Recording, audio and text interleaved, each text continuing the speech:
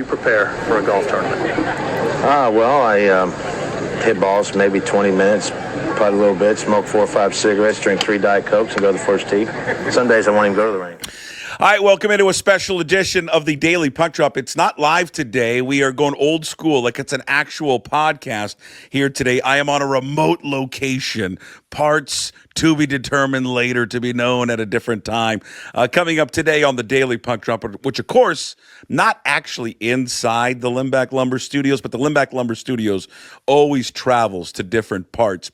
Coming up on the show today, we'll talk to John Canzano. We'll get the very latest on the Pac-12. Chip Kelly. We're going to talk about the Luka trade. We're also going to talk about media rights and expansion, UNLV and Memphis, and also later on the Daily Puck Drop, we're going to talk to the new coordinators at Washington State. On offense, Danny Freund, which is going to be a big difference of how this offense is going to look.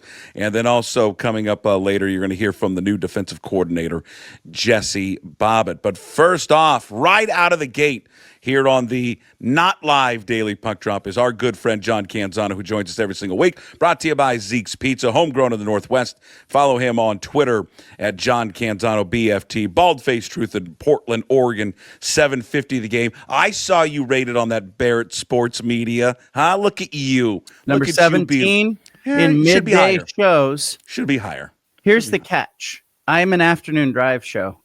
Yeah. But they got me in the middays.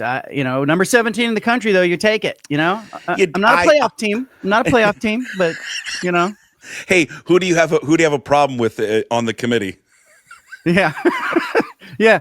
You know what? Our strength of schedule matters. Yeah, we play all in our league. All right, that's what I'm going. I'm going right to strength of schedule. Yeah, you should be up there. You got to be much higher. I was looking at all the pictures, and thankfully you were different than most of them. But everyone else has got the same look: the station, polo, and arms crossed. Yeah, is that the look of sports radio people? Yeah.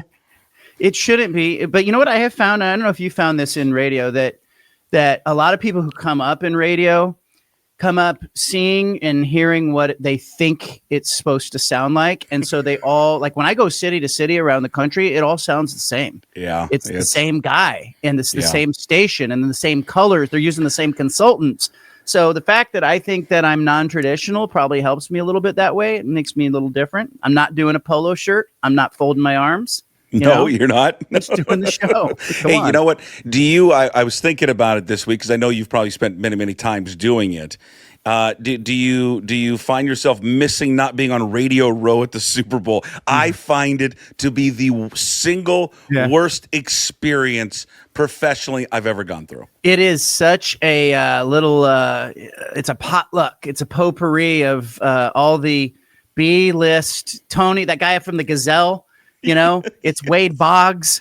It's some porn stars walking through. It's it's the scene is just it's some of the worst corners of our society all put in one room. It's just they're all hawking the same thing, and you do the same BS every time, and you're trying to just do something so you can get to the to the sponsor or whatever they're promoting there at the very end, and then they're off with their handle and their handlers giving you the wrap up sign, and you mentioned this earlier, but every one of these hosts, they all look the same. They all sound the same. Everyone is trying to be the loudest in the room to get the most attention. Oh my God. It's a day of human waste. I could not stand it. Could not stand it. I don't miss it. And I only did it a couple times, but that's enough for me.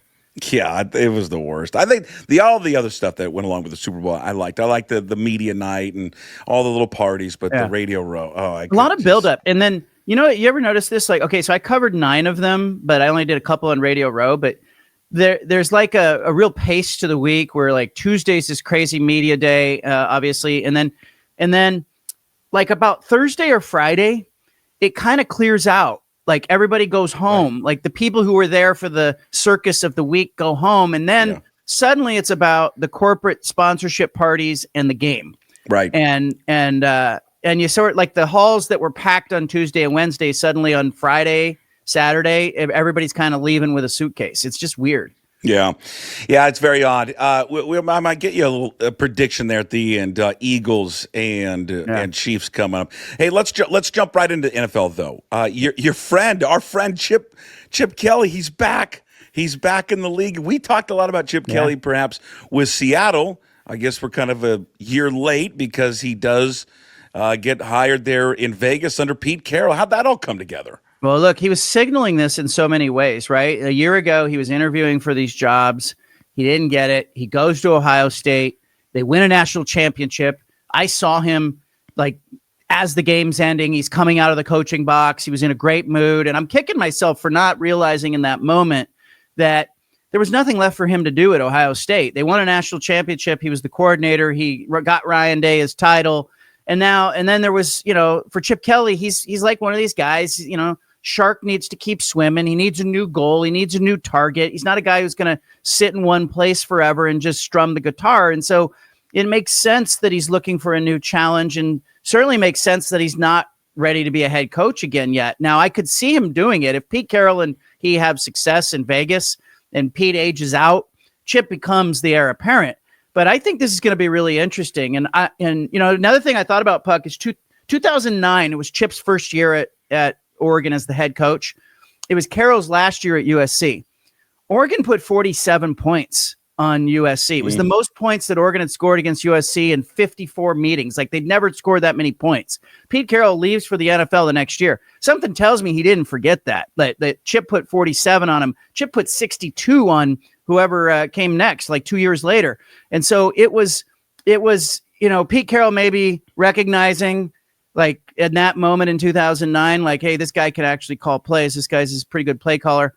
I'm excited to see if Marcus Mariota ends up back. Chip. I think it makes sense. He's a free agent. They have the 6th pick. There's not a quarterback available at 6 who's going to be a game changer. Maybe you use Marcus as a stopgap for a year or two. He showed a little something in the Commanders' offense. I think Chip would run a very similar style. So keep an eye on Marcus Mariota to the Raiders. Who do you like? Maybe we talked about this last week, but of the guys that you saw in college that are coming out, that are the quarterbacks, who do you like the most? Well, I think the two guys that are at the top that everybody's talking about, Shedeur and Cam Ward, are they going to obviously be the top 2 picks? But the thing I like about Shedeur is the lights have been on him. The pressure has been on Shedeur Sanders from go, and he has handled that well. And I like how he's performed. He's got the arm. He's got a little bit of the attitude, and I don't think the stage is going to be too big for Shedeur. And so I feel good about him high in that draft, and I think he might be the better player. Cam Ward, to me, underwhelming at Washington State, did great things at Miami, and I felt like, gosh, what changed? The uniform? And suddenly the guy, is that much better? But I do think you can look at quarterbacks in the draft, and Justin Herbert is one of these guys who played for multiple coaches, multiple systems, and sort of withstood that. There is some value to that in the NFL because the game is moving so fast. The coordinators are coming and going. The week to week, the game plan changes. So Cam Ward did show me something going from Incarnate Word to Washington State to Miami, showed me that he can adapt. He's an adaptable guy. So I'm not worried about really either one of them. I don't think that that either one of them is Jaden Daniels. But as we have found, it's situational, and you get the right coach, the right offense, the right player. I feel better about Shedeur. I would take him in front of Cam Ward, and I wouldn't hesitate. Yeah, Cam's going to be interesting. I think that you have to remember with Cam, it's how many, what is he, 23, 22 maybe? So he's 5 years removed from playing in a wing tee. That's what he was. He was a wing tee quarterback in high school, goes Incarnate Word, finally gets to throw a little bit, then all the numbers in the world, Wazzu in Miami. And he would be best served. They probably are best served to sit a year. Yeah. And then take over. I don't know if you can afford that anymore in the NFL, right? When you take guys so high, because they got to play right away. But it'll be interesting to see how he does because, does he want to still try to get away? He likes to make throws where he thinks his arm talent is superior, and he'll make. And he doesn't have that. Shedeur has a better arm. Shedeur's taller. I've stood with both those guys. It's not comparable. Shedeur is just taller. I think he's a better athlete. Yeah. I think he's got a better arm, and I think he's dealt with the spotlight. And so I would take Shedeur. And I if I were picking second or third in this draft, I'd be looking to move back and get assets. I'm not sold that Travis Hunter in the NFL is going to be what Travis Hunter was in college. And I think Cam Ward is a little bit of a risk. It's too big of a risk for me. And before I came to the Northwest, I was covering the NFL, and I was around the Niners a lot, and Bill Walsh was there as a consultant. I got a chance to sit with Walsh one year in the lead up to the draft, and we were talking about quarterbacks, and he echoed what you said, that ideally, look, you need to, even if it's not a full year of sitting, if a guy can sit for a couple of months, 8 games, watch it be done. Justin Herbert, I think, sat for 6 games. I think it's a real service to the QBs. But the problem is these coaches and these GMs are so desperate that they're drafting a QB to try to save themselves. Right. And so it's not a good situation. But I'd be looking to move back if I were at 2 and 3 and 4 and let somebody come up and take the risk and give me more assets. All right, where are we at? UNLV Memphis. Of course, last time we talked, there's just a lot of buzz and what the future is of expansion in the Pac-12. I think last week when we talked, you told us that, hey, we're expecting maybe that first weekend of the NCAA tournament. There could be something on an announcement with expansion media rights. If it comes down to UNLV Memphis, both, one of them, what do you think? Well, I think ideally you'd want 9 football schools, right, for a scheduling purpose, because it saves you having to go out and buy that extra game. You have to buy 4 non-conference games, and there's that's a $500,000 to $750,000 per school. So ideally you get 9. Nobody's saying that publicly. They're all sort of focused on getting that 8th school and who is it going to be.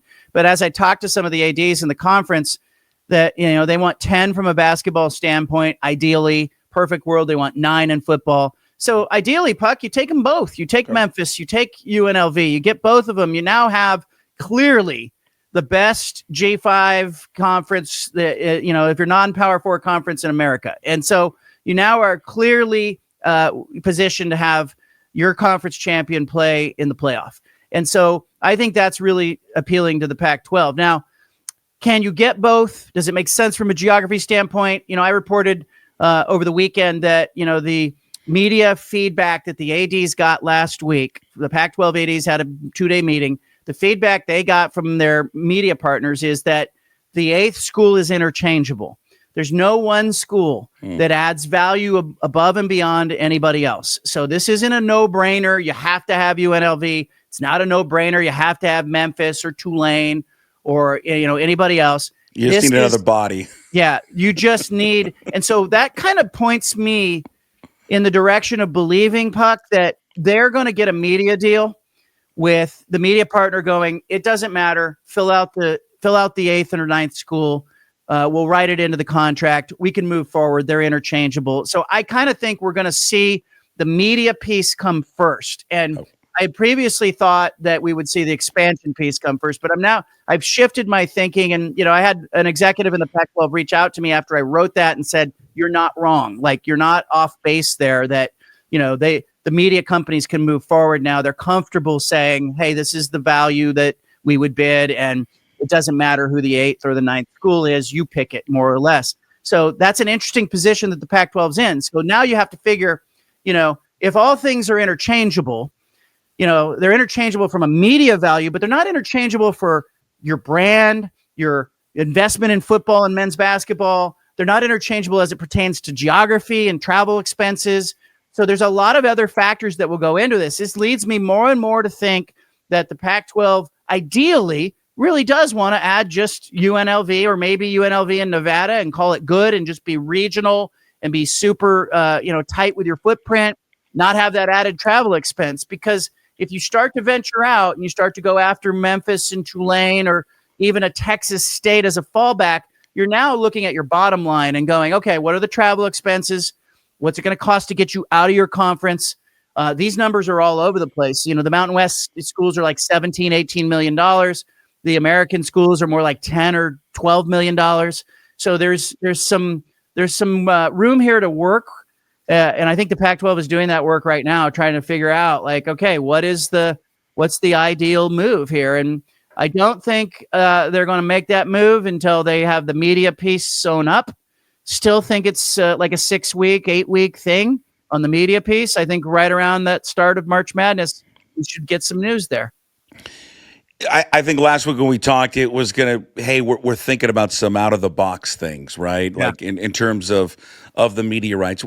Any information coming out of those meetings? What out of the box? What does that look like? I joked last week with you. It's hey, we're just going to go back to cable, like normal cable. Yeah. Like, what is out of the box? Did you get any insight at all from what transpired last week? Well, to me, that sort of points to, like, could they go with a partner who's just an out of the box partner? Could it be somebody like Turner, who's expressed interest in having a lot more college basketball and has some money to spend? And is that, outside the box?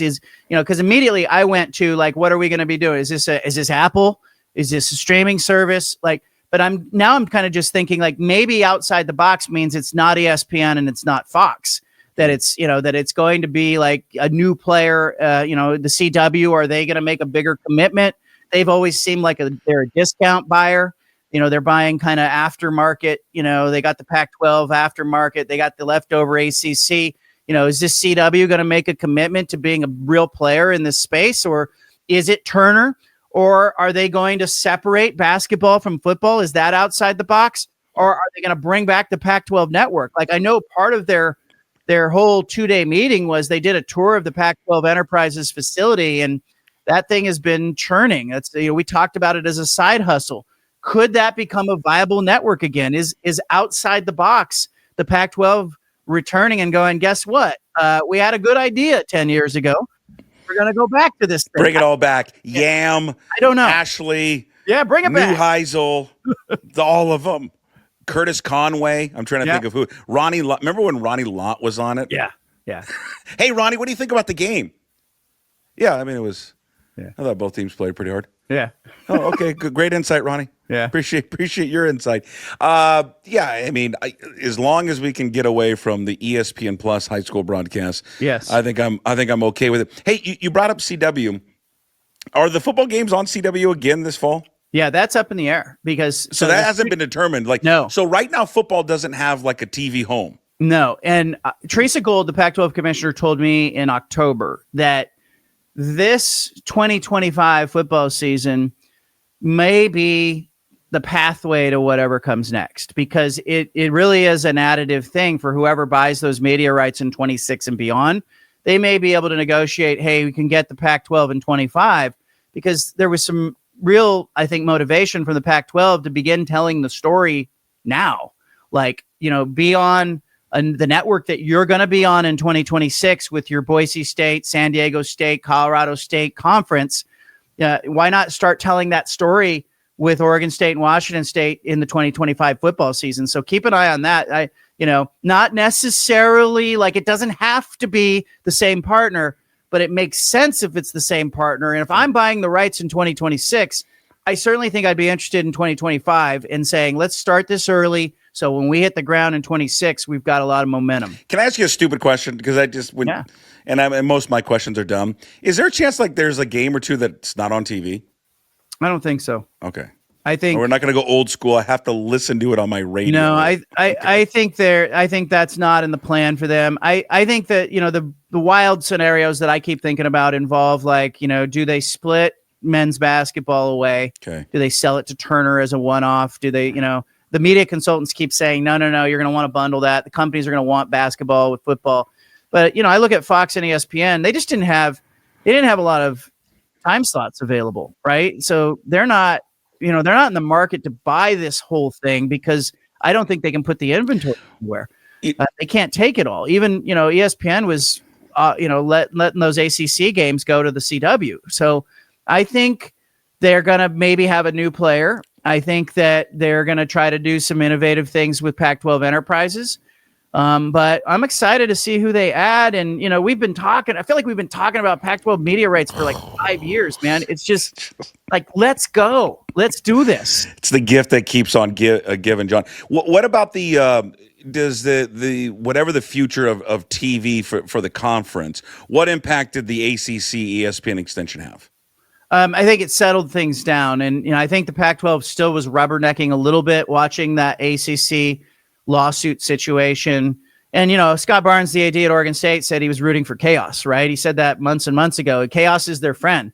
If there was an implosion and ESPN said we're not re-upping, the Pac-12 was going to be well positioned to say, hey, Cal, do you want to come home?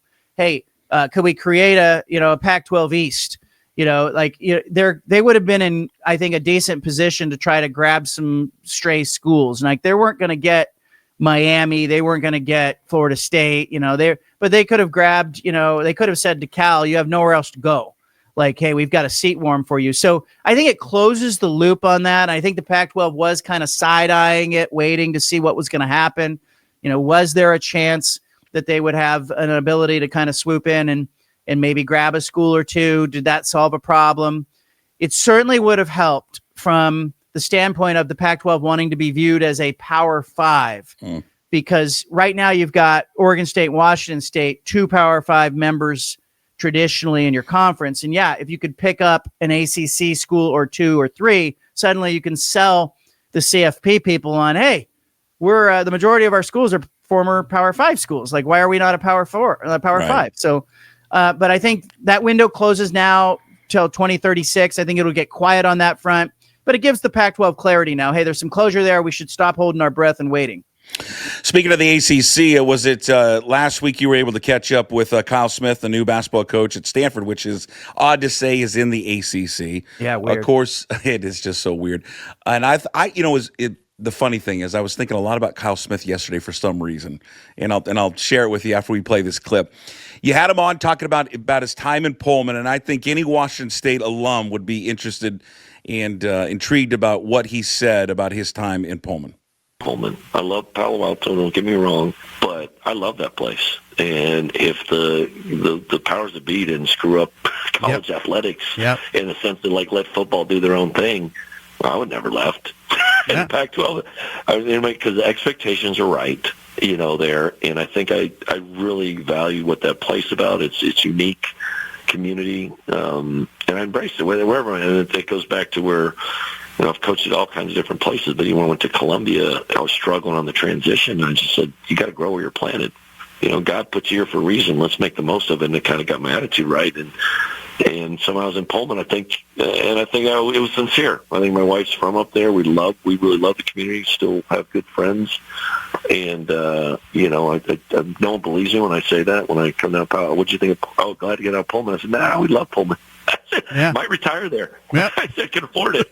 And so I think there's, and my wife, she's pretty well known in the community too. I think our family, but I think just the way we embraced it, and literally, like I said, we didn't know if we'd have a league when I left. Yeah. We didn't know what and honestly, I think with that ruling, the ruling had been made, and they, and Teresa, she wasn't even, didn't have commissioner, didn't have anything, but I think they've kind of close to getting it right. Yeah. I wish they would have, off the record, I don't know, we should have picked up Vegas, and I think they would have been locked up. They're in good shape, but whatever. But it's it turned out to be awesome basketball league, and the football. It's whatever. So that happened. But and I've always, I sound crazy but Stanford has always been it's 101 to me too. So one thing we know, no one can predict what's next. A little bit. That's pretty clear. Yeah. So that's a little bit. And I was looking for. I just think Stanford's going to be around forever, whether it's athletics or there's no real rules, and, no one knew what to do and direct us. And I just figured Stanford has at least the financial infrastructure to see something through. And I do think it's starting to come together a little bit that way. So, but I'm with you though, if it would make sense, but we'll see. I can't, so I know the presidents have to explain to me why the football had to drag everyone with them. I didn't get that. Money. Money is always the reason that made for all these changes. I love the guy. I miss him as a coach. I like David Riley, but Kyle Smith. I think Cougar fans, I think basketball fans need to realize what a special coach this guy was. And the reason I was thinking about him the other day, I was watching SportsCenter and it flashed up, Jalen Wells. Jalen Wells is going to win Rookie of the Year. Okay, he got Jalen Wells to go there. Then I'm watching a basketball game the other day, and it's Florida against, I don't know who they playing, Auburn or Tennessee. And what is Florida? Top 5 team in the country, top 10, I think. Ruben Chinyelu is one of their contributing members on their team. And I forgot that Ruben Chinyelu had transferred to Florida. I look at him, he looks completely different. That's a Kyle Smith recruit. Muhammad Gay made his debut, I think, a week ago in the NBA, or at least had his best game in the NBA, like 18 points, 10 rebounds. That's another Kyle Smith guy. Miles Rice playing at Indiana. Andre Yakimovsky playing great basketball for Colorado. TJ Bamba playing great for Oregon. That guy recruited his ass off and got so much talent to that school. And then, back in the day, none of these guys would have left. They all would have stayed there. I mean, he had the building blocks. And if it was old school basketball, John, old school athletics, you're talking about a team that is Sweet 16, an Elite 8 team that he put together. Yeah. And he's a hell of a coach. And I know it's kind of been slow to get started there at Stanford, but he'll get that thing rolling. They'll be going in the right direction. Well, he's got the big guy, Maxime Renault, who he recruited at Washington State, and he didn't get him. Stanford got him. But he's got that kid playing well, shooting threes. He could be, an all ACC player at the end of this thing. But I just find it interesting that the fans in Pullman and the Washington State fans sort of celebrate Kyle Smith. And very different than Jake Dickert. And both guys left essentially for the same reason, right? They both left essentially that it was a resource. There was some fear. Jake Dickert probably was, he was getting Jimmy jacked around by his president, but it was like there was, Kyle Smith leaves and people on the way out of town are, throwing rose petals at his feet. And Dickert leaves and people are angry. And I just find that very interesting. And, we talked about that a little bit. And he said, his wife and his family, they really embedded themselves in Pullman. And I think people saw his authenticity, that they believe him. You just stole the word right out of my mouth. Authenticity. I mean, I think that's the biggest thing with him. And I think for Kyle, Kyle Smith just seems like the guy, and I've met him, and that you just sit around and just have a beer with it and hang out. And then you really believe just him, like what he's all about. He didn't go out of his way to, bang the drum for loyalty and support. And he would just casually, it would be nice if, more people came out to the game. He didn't berate fans, though. I think that was part of Jake's problem, but I also understood what he was doing, that he wanted more people to turn out and support the team and all that. But it wasn't just, hammering down loyalty on you. And I just think people just kind of knew the writing was on the wall that he eventually would probably leave, and then how it, kind of fell apart. And I think the other thing too is, I think it's the manner in which they leave. Again, I'm not trying to compare the NCAA tournament to a bowl game, but it would be like Kyle Smith leaving before the tournament. Right. And, and had he done something like that, no, I'm out. Stanford needs me now. Yeah. So I'm going to leave before we go to the tournament. Then it would have been different. But the fact that he waited into the season, they wrap up, and then he went. I just think people, they had a family, there was a family decision in it with his son. So, I get it. And the other thing is, he's so authentic that in talking there, and you hear it in that clip, he says, hey, and off the record, they should have taken Vegas. We're not off the record. This was a live interview on radio. But I find that so charming that he's basically saying, hey, don't get mad at me for this, but I think they should have taken Vegas. And then he says Stanford was going to be there. I mean, you can't argue with that. Well, yeah. I mean, we're talking about probably the university, probably the biggest, largest endowment in America. They're not going away. They're not going away. And I think he knew that. And, he had done what he could kind of do at Washington State. And I think that's why on the way out of town, people were, celebrating him. And I think he went to a better university. And I think maybe that's part of it too. Yeah, the Wake Forest thing stings. He went to Wake Forest because Jake Dickert goes to Wake Forest, and it's like, well, why? There's no history in Wake Forest. Why are you going there? So, hey, last thing for you. I mean, it's not football, but obviously with the Blazers in your city, and just sports in general, right? As we kind of get out of college football, and you and I talk. I mean, we like to talk about other things other than just college sports, but I'm trying to find a comp to the Luka trade. Can you think of anything where you've seen a player like this at 25 traded, and he hasn't even hit his prime yet, John? Yeah, I mean, you're trading him for an older guy who, is a great player, but probably has seen his better days. And I heard it compared to like if Destiny's Child had traded Beyonce to TLC for Lisa Left Eye Lopes back in the day. That would have been the equivalent of this trade. Like Lisa was kind of over her prime. Was that your wife that came up with that? Who came up with that? My wife says all the smart things in our house. Oh my God, that's great. But I think also like it's like trading Jamar Chase for Mike Evans, right? Trade him to Tampa. You're getting a guy who has done it at the highest level, but Jamar's got so much more runway in front of him. And so I think Luka does as well. For the Lakers, the thing that surprises me is the Lakers, seemingly did this without really consulting with LeBron. This is the first time I've seen them do something like that. And then it paves the way after him. And then from Dallas's standpoint, Nico Harrison, who is a Portland area kid, Tualatin High School, he works at Nike, becomes the general manager of the Mavericks. Nico, made this deal, and it feels like he was trying to be a good guy, like to the Lakers. He didn't shop around. He didn't take maximum value. He seemingly traded Luka to a destination that would not make Luka upset. This wasn't like sending Damian Lillard to Milwaukee. Luka got the destination that's going to work for him. And so it is a very player-friendly, agent-friendly move by the Mavericks GM. Yeah, it led to some conspiracy theories that because of lagging ratings, that this was orchestrated by the league. Did the league want him out of Dallas and get him to the Lakers? I mean, just think about the Lakers and all these big trades that they've had, superstars. There's been no other franchise that has been able to land Kareem Abdul-Jabbar, championship, 2 MVPs. What else? They get Kobe Bryant. They get Shaquille. They got AD and LeBron. I mean, AD, remember that day, Yeah, so I don't get Dallas. I don't get it. I mean, I think it's a fireable offense.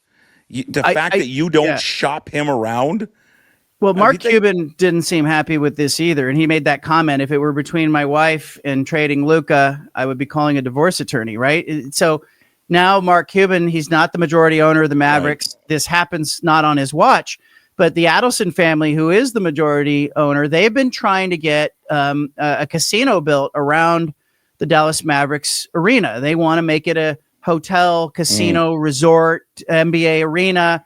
And they have Las Vegas roots. And so immediately my mind went to, are they trying to tank here, to try to get out of market number 4 and get to Vegas? Like, do they want to move this franchise to Vegas? Or is it just the kind of move where they went, maybe the coaching staff, maybe Jason Kidd just said, I can't, I'm frustrated with the injuries that this guy's had. You saw the beer. They took the beer out of Luka's hand after the celebration. Are they concerned about him being 270 pounds and going, we don't want to give him a supermax deal? But any team in the league would have extended Luka and been happy to do it. He needs to get on that Peloton, John. That's right. Get it out of the living room. Get on that Peloton. Jump on it. All right, you're the best. John Canzano, brought to you by Zeke's Pizza, Zeke'sPizza.com, homegrown in the Northwest. Go read all of John's work up at johncanzano.com. Listen to the top 20 midday market radio show, even though he's not in middays. He's an afternoon drive. So thus, since he's in afternoon drive, it's number one. Number one Thanks, in buddy. America, according to pucksports.com. Thanks, John. We'll talk to you next week. Thanks. All right, there he is, John Canzano from johncanzano.com, a part of our daily Puck Drop recorded show that we're doing today. We appreciate everyone listening and following along. Coming up a little bit, you're going to hear, coming up next, you're going to hear from the Wazzu coordinators, Danny Freund, offensive coordinator, and Jesse Bobbit, defensive coordinator for Washington State. And again, John Canzano, that episode up on YouTube. You're probably watching it right now. So subscribe. If you're not a subscriber, please subscribe today also on all your podcast platforms, Apple, Spotify, wherever you find your podcast. And, of course, always up at pucksports.com. Welcome into our conversation with our Cougar coordinators, offensive coordinator for Washington State, Danny Freund, and also defensive coordinator, Jesse Bobbit. Next 30 minutes is brought to you by the Cougar Collective. CougarCollective.org is the website. Please donate today. Join for just $18.90 a month. Also, big thanks to Andy Largent, fine folks there at Flat Stick Pub that sponsor, again, all of our Cougar content. Visit flatstickpub.com. Ladies' night, guys' night, date night, corporate event, family, Flat Stick Pub is the place for you. Locations all across Western and Eastern Washington. Well, the next 30 minutes, we're going to sit down with the two coordinators of Washington State. Brand new, Jesse Bobbit, who has spent time here at Washington State, formerly a couple of years under Nick Rolovich and Jake Dicker, and he returns to be the defensive coordinator for the Cougars. And new offensive coordinator, Danny Freund, who spent last season, his only season in South Dakota State, previously working for 13-plus years there at North Dakota. And he's bringing a big change to the Cougars offense. We get to know both of them, their excitement about landing in Pullman, working for Jimmy Rogers. How are their philosophies going to match up? They faced off against each other, so they self-scout each one of their offenses and defenses. And, of course, what makes Pullman special to them, getting to know it, and what you as Cougar fans can expect to get out of both the offense and the defense this year.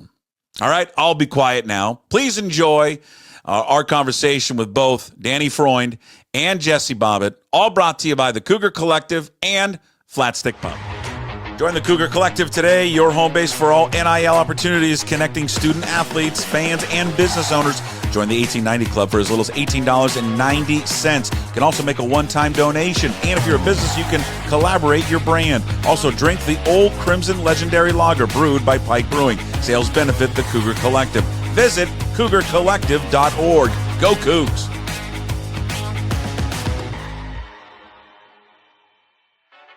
If it's fun you desire, it's fun you're going to get at Flat Stick Pub. It doesn't matter what the occasion is, whether it's date night, guys night, ladies night, or large group event, Flat Stick Pub's got you covered. They have 6 great locations across the Pacific Northwest, from Pioneer Square to Kirkland, South Lake Union, Spokane, Bellingham, and Redmond. All locations offer the best pub experience in Washington. 2 rules at Flat Stick Pub: drink local and have fun. Pretty simple. So if you like to have fun, love local beer, and great tasting food, make Flat Stick Pub your next spot. Visit them at flatstickpub.com.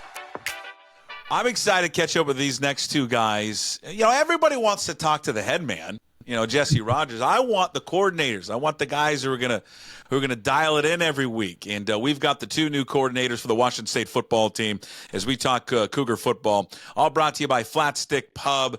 Andy Largent and his crew's got great locations all across the Northwest.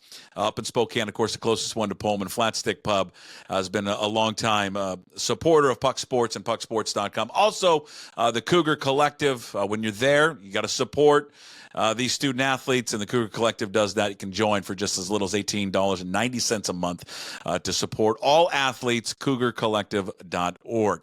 All right, joining us here on the program, again, the 2 new coordinators for your Washington State football team, Danny Freund, who is the offensive coordinator for the Cougs, and then Jesse Bobbit, the new defensive coordinator for Washington State. Danny and Jesse, welcome to the show. How are you guys?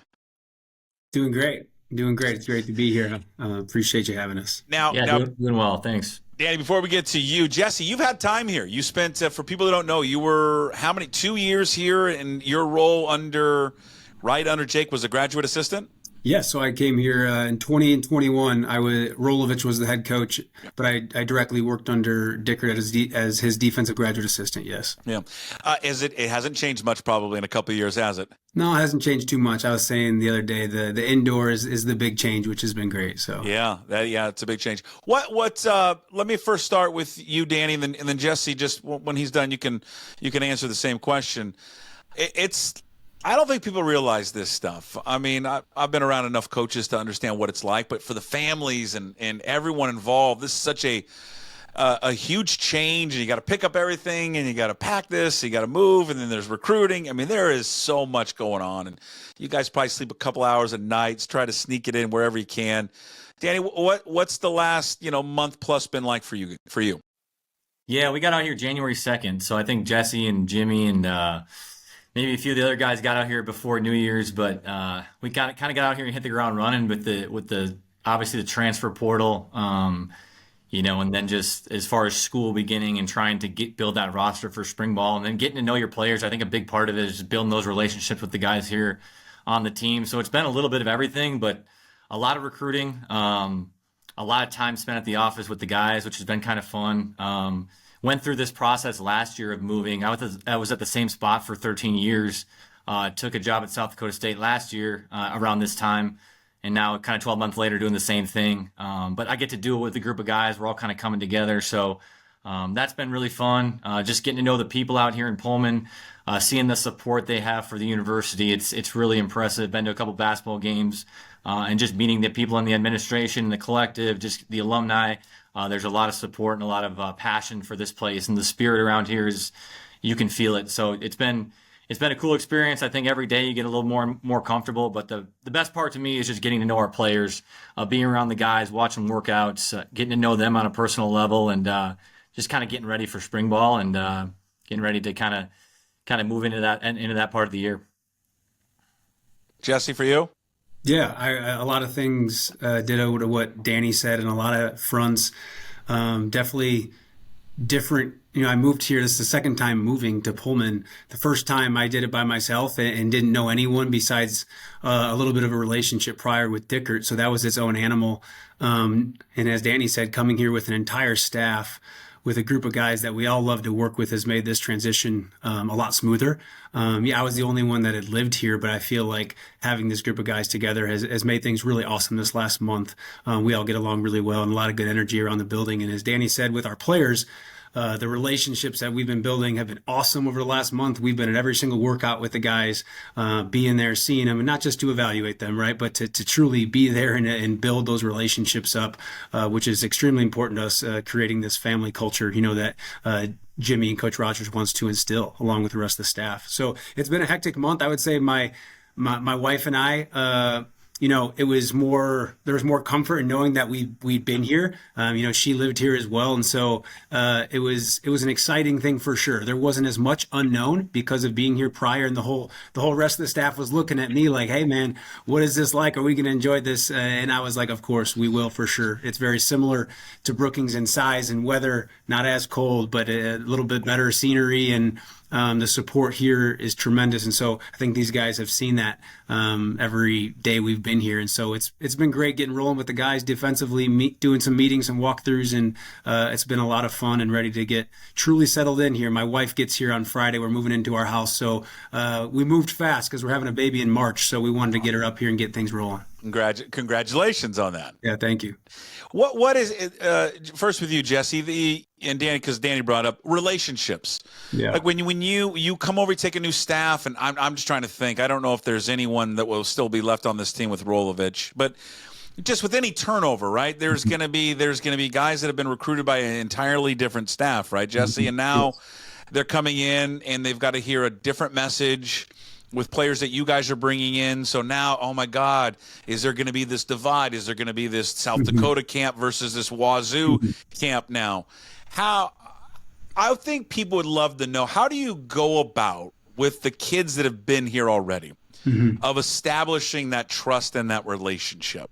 Yeah. That they can trust you because you didn't recruit those guys. For sure. No, there's no doubt. And there's been a little carryover. I know some of the guys that are still here when I was a GA, but definitely a lot of new faces. And I think Coach Rogers did an awesome job from day one. We had a full unit, a full team meeting, and he introduced everyone. Every single guy on the roster. That included the guys that were here, the transfers, yes, the South Dakota State transfers, who were the most obviously coming from outside the building.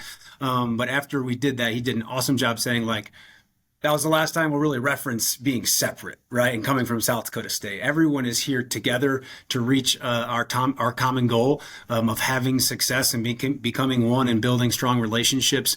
And so he addressed that right away and kind of squashed any bit of anything that would be like there will be a divide, because there won't be. And at the end of the day, the reason we brought those South Dakota State guys or the other transfers from different places was because we knew they would fit the culture that's going to be instilled here, and we knew that they'll be able to compete at a high level. And we've been able to see that. And the coolest part, I would say, just within the last few weeks of working out, is you've seen all the guys gelling. It's not just like when you look around, you wouldn't know who South Dakota State guys are and who Portal guys are, who Washington State guys were originally. Like, everyone is gelling and working together, and it's been really cool to see. And so I think the biggest thing that with that as well is just you have to be genuine. And I would say people in general and our players, especially being through multiple staffs, some of those guys have had multiple staffs to kind of compare now and say, who seems more genuine or who seems this, or compare in their own minds, right? And so we've had some conversations, and I think the biggest consensus is that when we've been with these guys, they've felt a genuine care and an honesty from us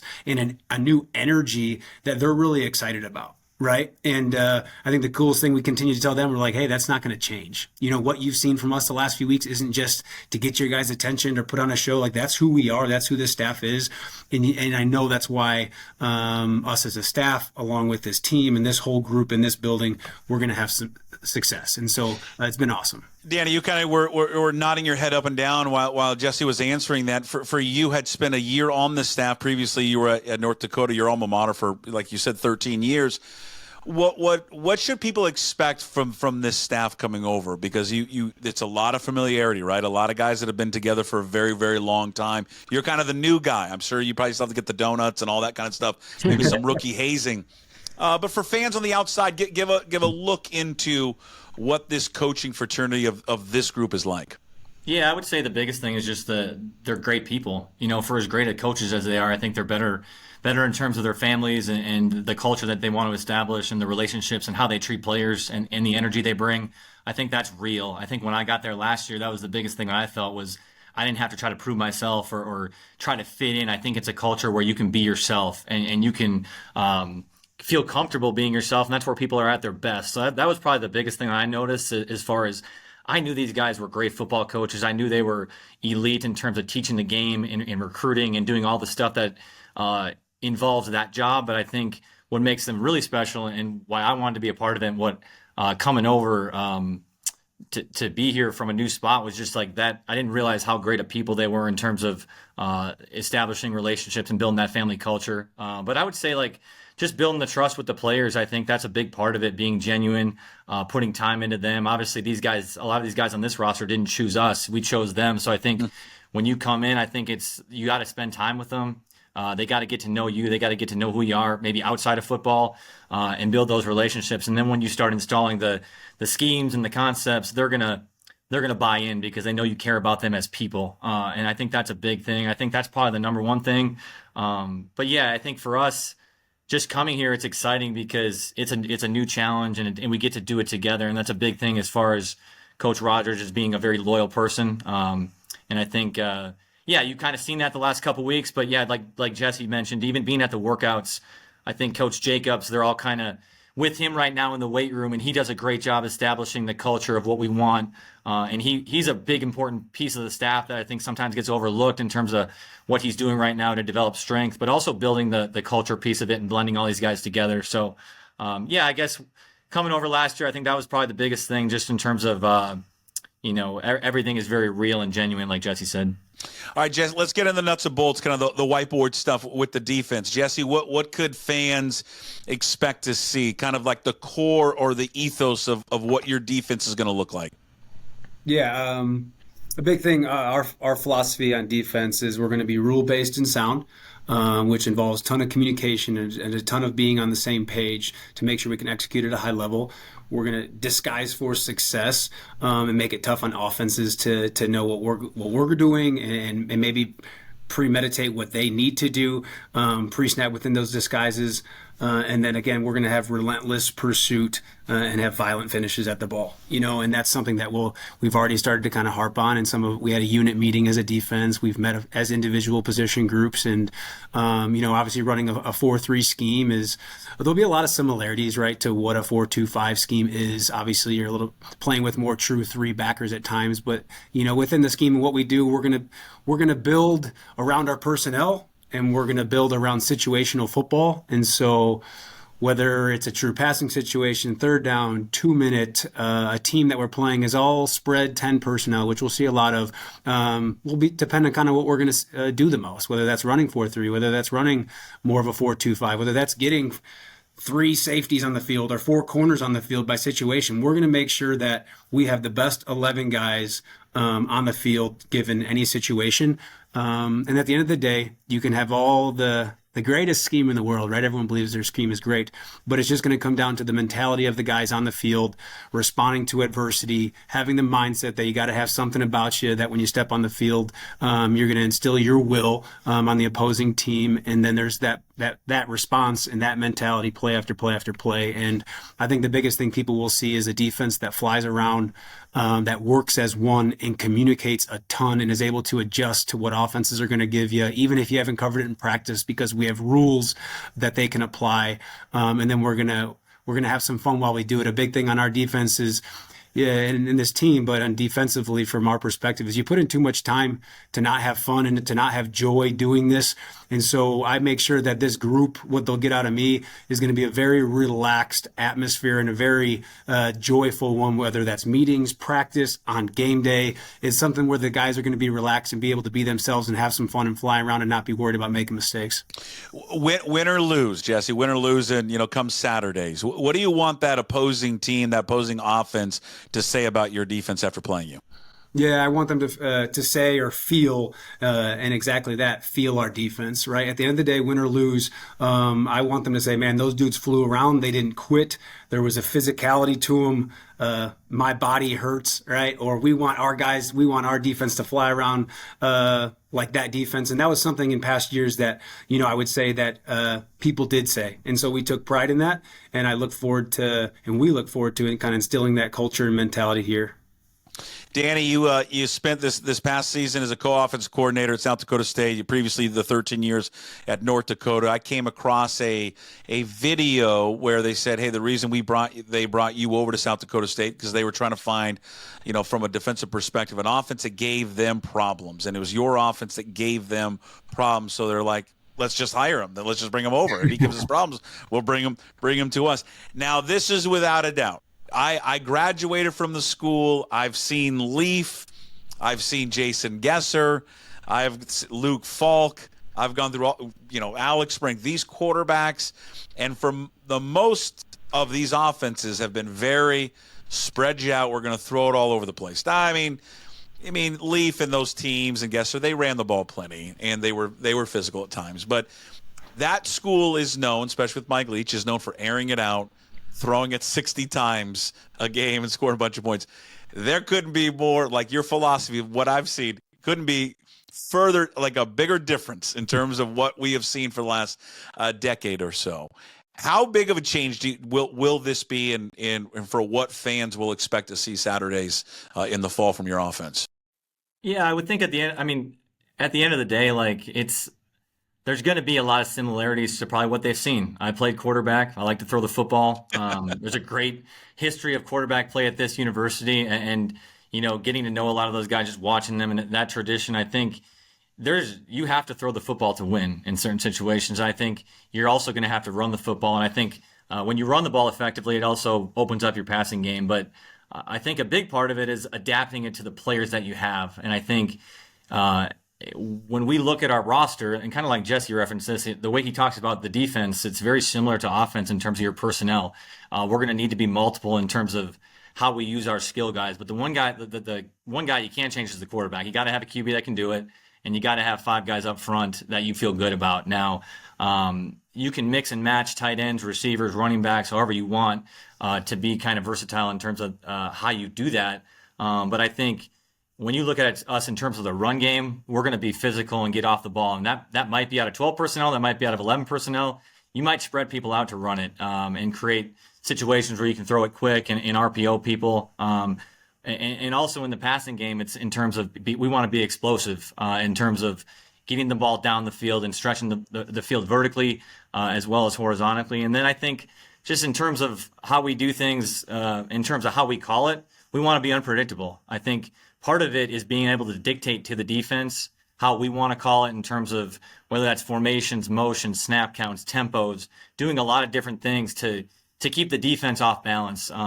But we believe in having a physical running attack. We believe in play action passing, pushing the ball down the field. I think throwing quick game makes it easy on the quarterback, being able to get the ball out and stay in rhythm.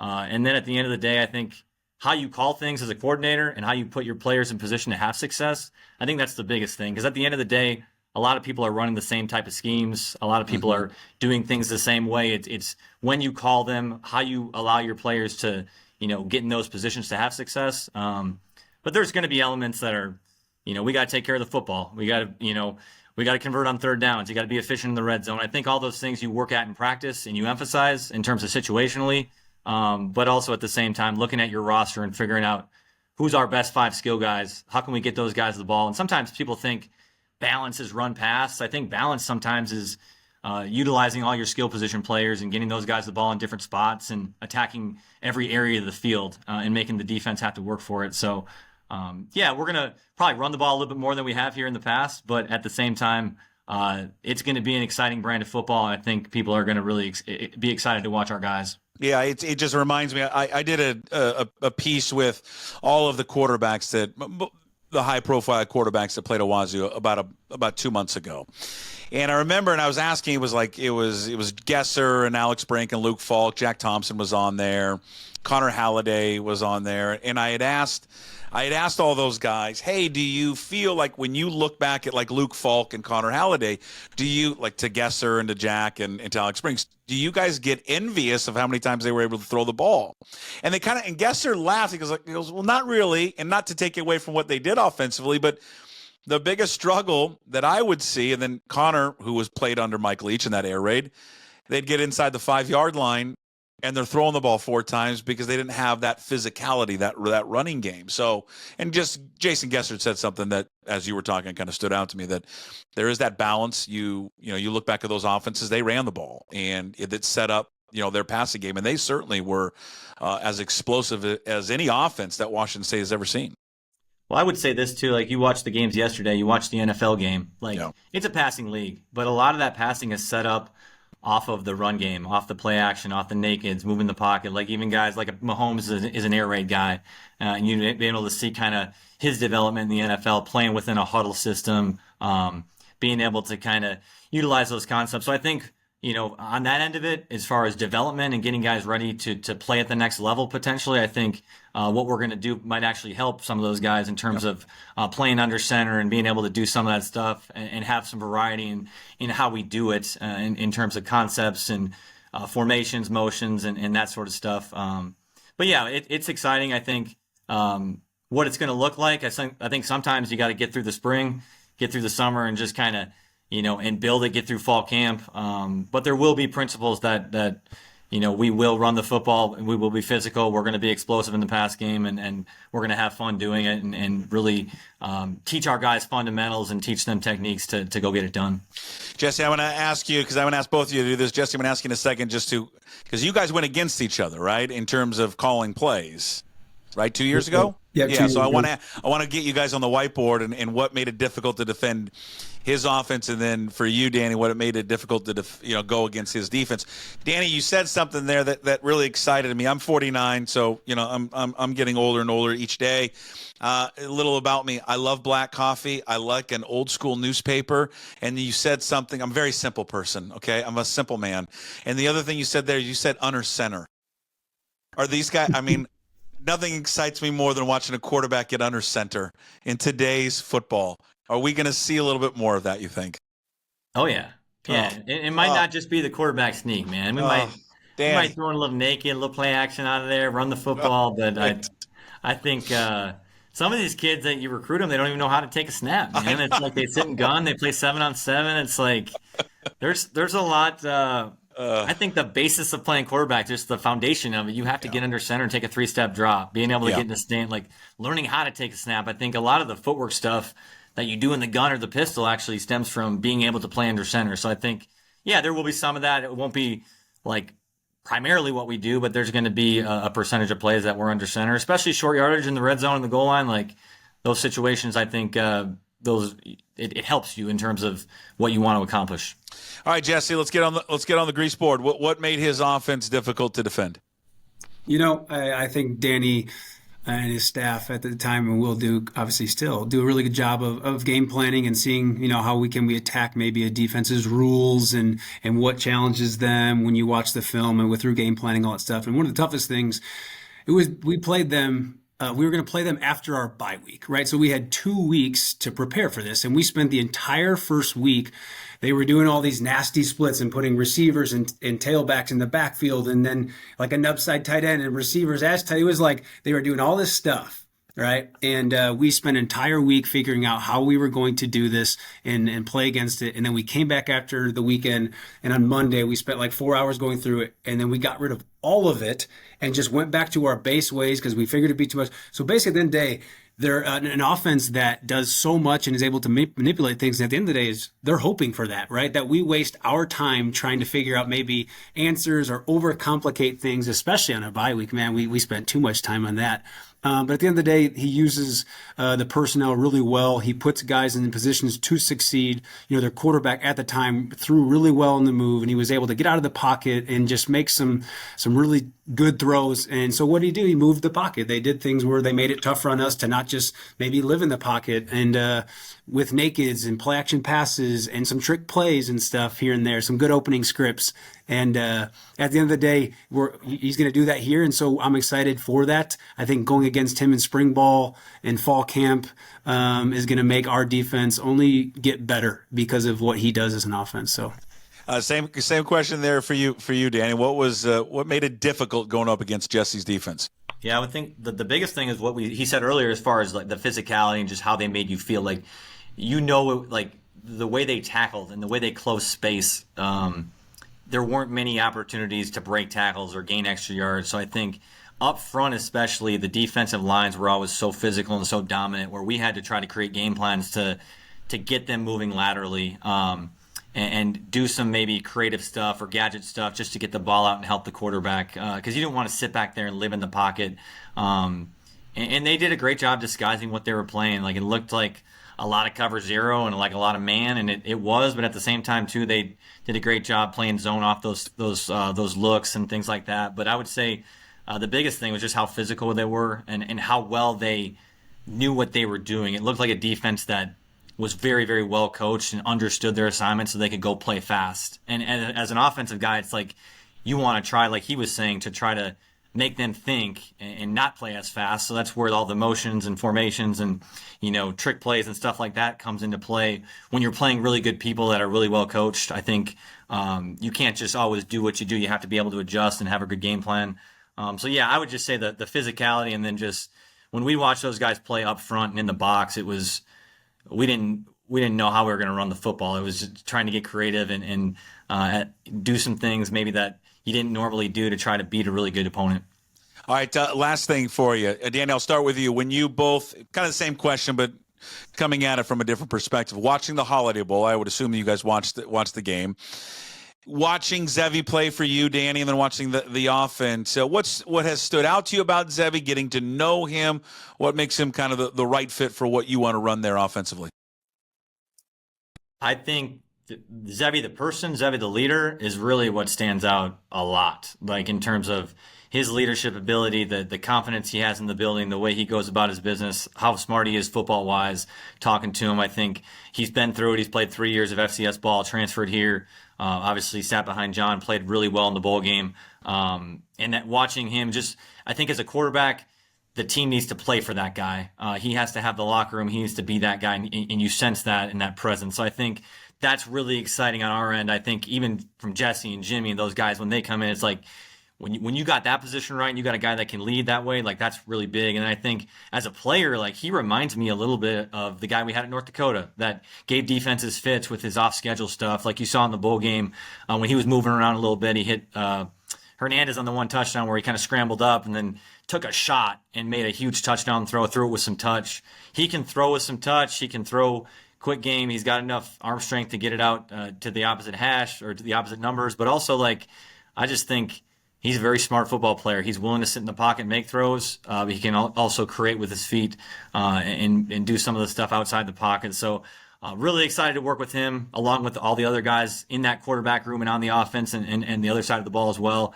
But like I said earlier, it's fun walking into a situation when when you watch that game and you're like, hey, we might get this thing. We might have a chance to go out there and coach this kid. It's like, this kid's got it, and you watch that game, it's like he's got a chance to be really special. So got 1 year left, and we're excited to work with him and really maximize our potential this year. It's not something where we're going to rebuild this thing. We're looking to come in and win right now. And Jesse, for you, sit back and watching that game and guys that you'll have on your defense this year, did you get a sense of how they would fit in your defense? Can you get a sense now, or do you have to wait and see what potentially could be the strength of your defense looking what you have coming back? Yeah, I think they're, kind of starting from the back end there. Watching the game, being here right now, there's definitely a lot of guys on the team, that are going to fit right in with what we're trying to do defensively. There's going to be a lot of guys that are going to play key roles and starting roles. There's no doubt about it. And obviously we'll evaluate those things this spring, but there's the guys that were in that Holiday Bowl, guys like Bryson Lamb and Parker McKenna, just for examples, that played a lot of snaps because maybe some of the depth wasn't there in general, but also in that game specifically with guys transferring and not playing or whatever, for whatever the reason was. So I think the thing that stood out the most and what excites me the most was they never quit. They kept battling. They were flying around. Yes, they didn't make some plays here and there, and which is, obviously defensively, we've talked about the standard here.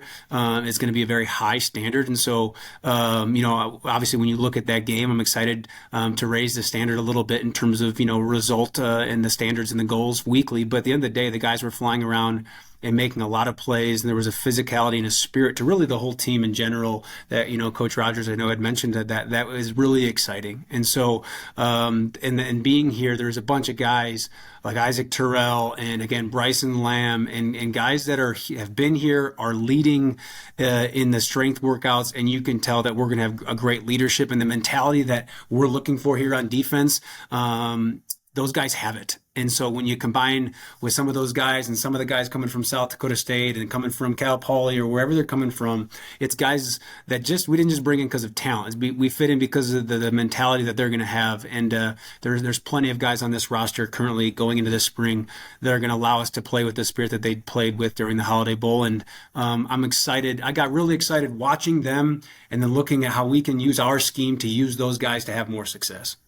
Guys, I took up more time than I promised, so that's an error on me. I'll buy you guys a beer at the Coug. Jesse, welcome back to Pullman. Thank you. Danny, welcome to Pullman for the very first time. Get some sleep. I know you probably won't have much sleep. Get caught up on everything you guys got to do.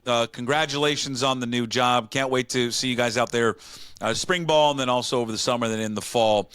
Best of luck. Appreciate the time today. Thank you. Thanks for having us. Yeah, there they are. Jesse Bobbit, Danny Freund, their new coordinators of Washington State football, joining us here on Puck Sports, all brought to you by, again, Flatstick Pub, flatstickpub.com. Also, the Cougar Collective, cougarcollective.org. Join today for as little as $18.90 a month. Join the Cougar Collective today, your home base for all NIL opportunities, connecting student athletes, fans, and business owners. Join the 1890 Club for as little as $18.90. You can also make a one-time donation. And if you're a business, you can collaborate your brand. Also, drink the Old Crimson Legendary Lager brewed by Pike Brewing. Sales benefit the Cougar Collective. Visit cougarcollective.org. Go Cougs!